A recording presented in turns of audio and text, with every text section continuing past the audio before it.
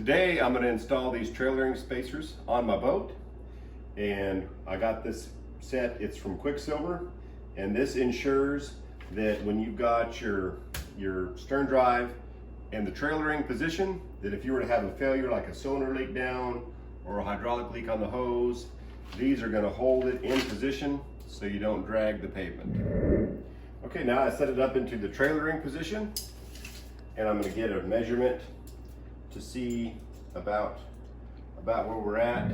Now we need to cut the trailering spacers to fit on the motor, and the measurements for mine are 10 1/4 inches, measuring from the end here. So I'll measure 10 1/4 on the first one, and then again 10 1/4 on the second one. And I'm going to use the hacksaw and this jig here to make sure that I'm cutting a straight line.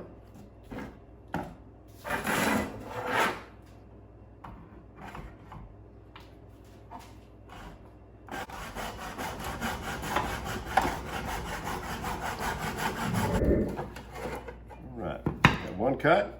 I'm going to cut the other one.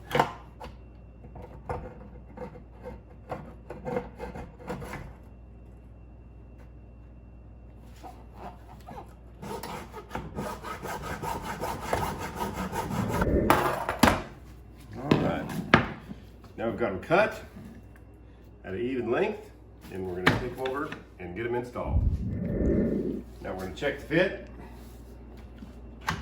get them snapped into position, and I'm going to lower the lower unit down,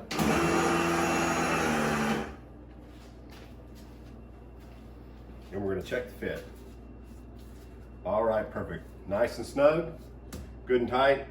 And so this is just going to give that extra peace of mind when we're trailering this boat down the road, that this is going to stay up in the air and it's not going to drag the pavement.